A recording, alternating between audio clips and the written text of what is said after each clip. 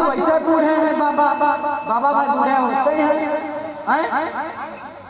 भाई होते नहीं है बाबा बूढ़े और अगले साल हम भी बूढ़े हो जाएंगे है ना अम्मा अम्मा नहीं दुआ है नहीं दुआ अभी हमारी दुआ बूढ़ी है फिर हम भी बूढ़े हो जाएंगे हाँ और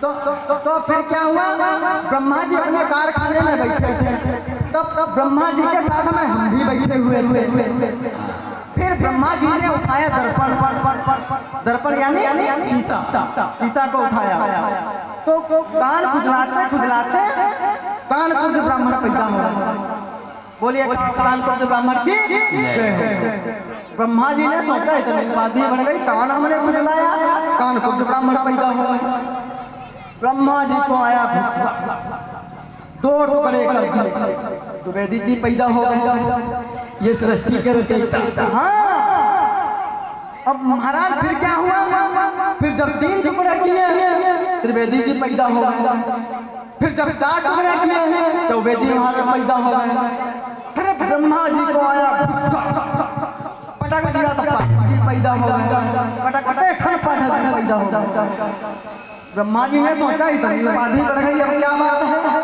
ब्रह्मा जी ने हथेली पर रखा मिसलते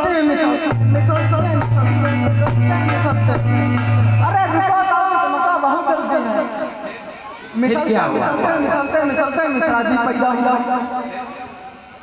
हाँ आइए मिश्रा जी तब मिसलते मिश्रा जी पैदा हो गए अब फिर क्या हुआ ब्रह्मा जी ने सोचा इतनी उपाधि बढ़ाने की क्या बात है ब्रह्मा जी ने धूम में रख दिया सूखने के लिए सूखते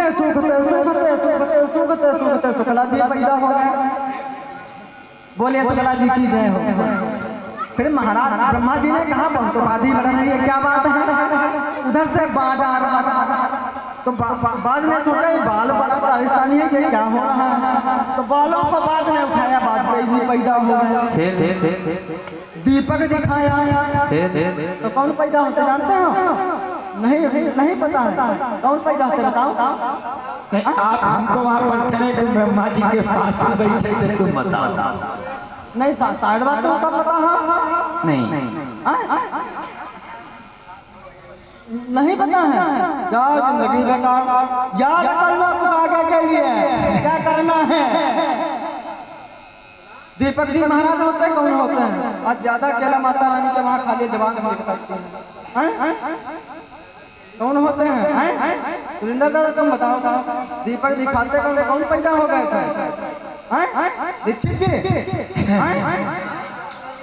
दीक्षित जी पैदा हुए थे अब ब्रह्मा जी को आया गुस्सा जब ब्रह्मा जी हुई गए ठाढ़े तब पैदा हुए थे पाड़े देखा अब फिर क्या बता रहे इतनी तो भांति चलते हैं और उनका आगे और बनाना है क्या बताओ यही पूछना था हम तो ऐसे बाबा बताती हुई थी महाराज मैं एक बात आपसे पूछना चाहते हैं बताओ जब ब्रह्मा जी का दरबार लगा था हाँ ब्रह्मा विष्णु महेश देवताओं के राजा इंद्र पाराशर जैसे ऋषि संत महात्मा साथ में वशिष्ठ मुनि भी बैठे थे बैठे हुए थे और उधर से तब तक विश्वामित्र बाबा जी पदार्पण करते ब्रह्मलोक तब वशिष्ठ मुनि के परम शिष्य महाराज हरिचंद हरिचंद की जिस समय बड़ाई की है महाराज वशिष्ठ मुनि ने तो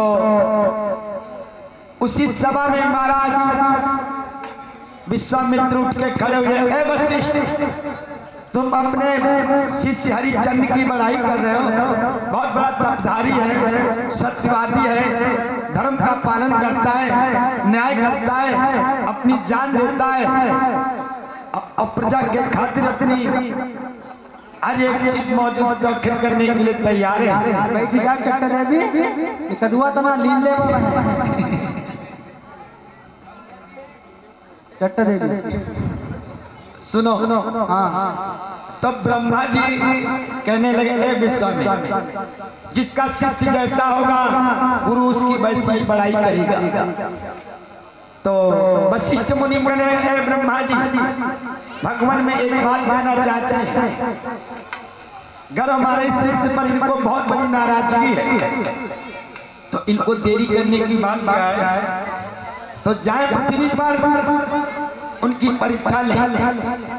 अगर परीक्षा में सफल हो जाए तब मानना ये बेटा हरिचंद हमारा ऐसा शिष्य है। क्या हुआ?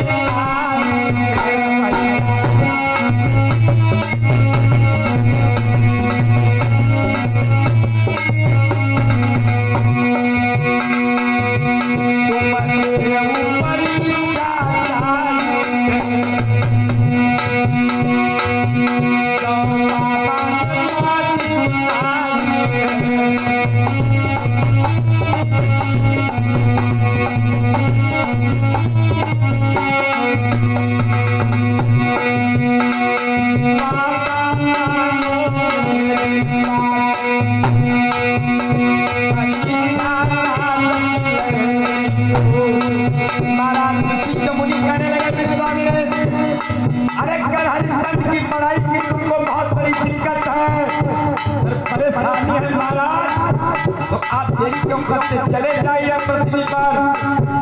और बेटा हमारा हरिचंद अयोध्या में रहता है, उससे अपनी बातों को ध्यान मत करो। क्या बोले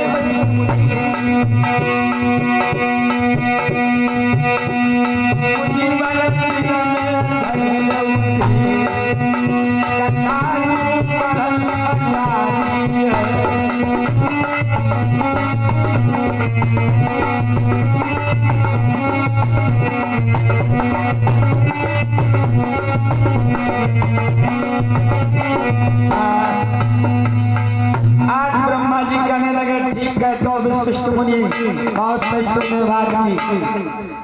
अगर तुम्हारे बेटा हरिचंद की बातों की तरफ महाराज को बहुत बड़ी परेशानी है विश्वामित्र को, तो आप देर क्यों करते, चले। अब परीक्षा में अगर सफल हो जाए तब तो बात मानना, और नहीं तो इस ब्रह्मलोक में वशिष्ठ मुनि कह रहे हैं कि इस ब्रह्मलोक में दोबारा यहाँ पे नहीं आएंगे। आज वहां से महाराज विश्वामित्र ब्रह्मलोक से चलते हैं कहाँ के लिए, नगर अयोध्या किया।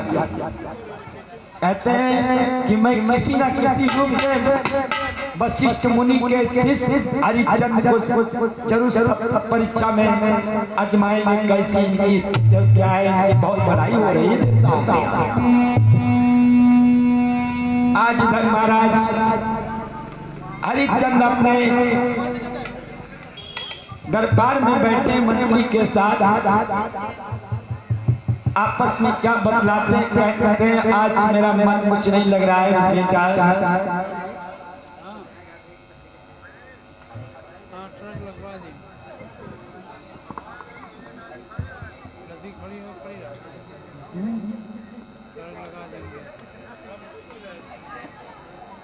बोलिए महाराज।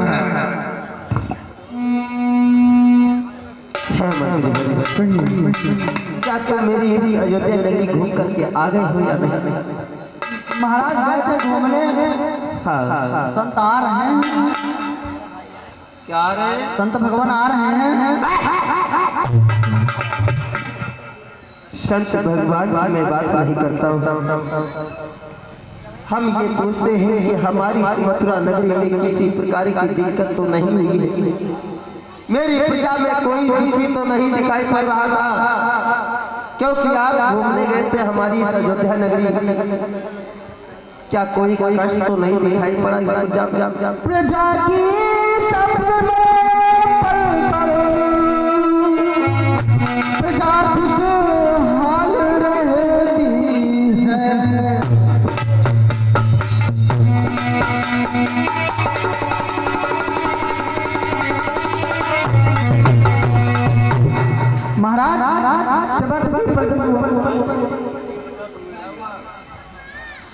और ये राम मिलन यादव शाहपुर से ये 20 ग्राम में दूध पीने के लिए दे रहे हैं। बहुत बहुत मंगलमय कामना है यादव परिवार के लिए, सभी शाहपुर के भक्तों के लिए, ठाकुर चेतन की तरफ से बहुत बहुत मंगलमय कामना है। महाराज आप जिस राज में आप जैसा धर्मात्मा हो राजा महाराज, वहाँ किसी प्रकार का नहीं कष्ट हो सकता है महाराज। एक बात पूछना चाहता हूँ। कहिए महाराज। क्योंकि मैंने काफी दिन तो हो गए हैं, मैंने कभी शिकार नहीं खेला। हम लोग भगवत प्रेमियों, पहले के राजाओं के नियम बहुत बड़े कठिन थे। पहले के राजा समय को बिताने के लिए, समय को काटने के लिए, और उनका दरबार महलों में मन नहीं लगता था तो कहाँ के लिए जाते थे? जंगल के सैर करने, शिकार करने के बाद। ये क्षत्रियों का पहला धर्म था मेरे भगवान। आज वही महाराज हरिचंद कहते हैं अपने मंदिर से मंदिर क्योंकि आज मेरा मन कुछ और कह रहा है। काहे का मन कर रहा है? क्योंकि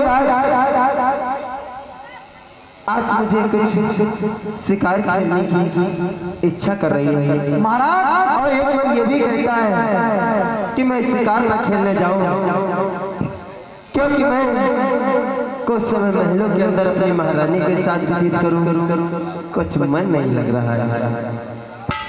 ना कर मंत्री कहने लगा, प्रभु एक बात बताएं। बोलो।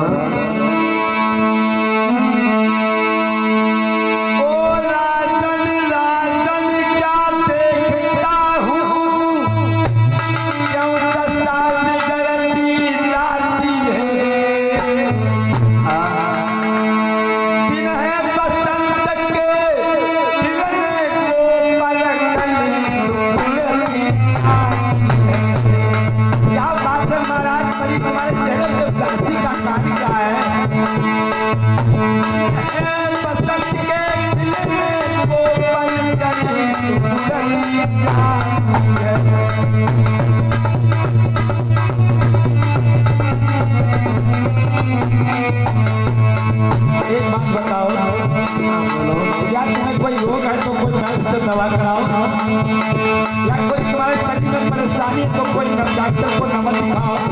अगर तुम्हें कोई दुश्मन की तुम्हें चिंता है तो तुम्हारे पास इतनी बड़ी महाराज सेना, तो उस पर चढ़ाई करके पराजित कर दो। क्या बोला?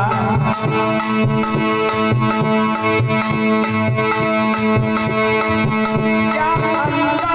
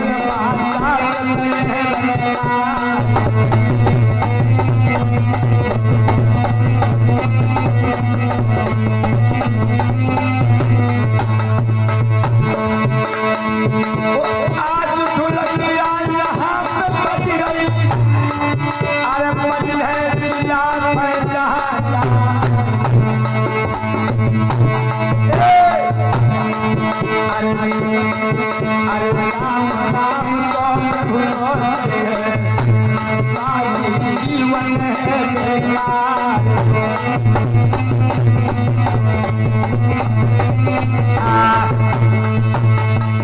महाराज तुम्हें अगर कोई परेशानी है या कुछ तुम्हें दुश्मन की दिक्कत है तो तुम्हारे पास इतनी बड़ी फौज है, तो महाराज उसे पराजित कर दो। क्या बोला मंत्री? कहिए महाराज।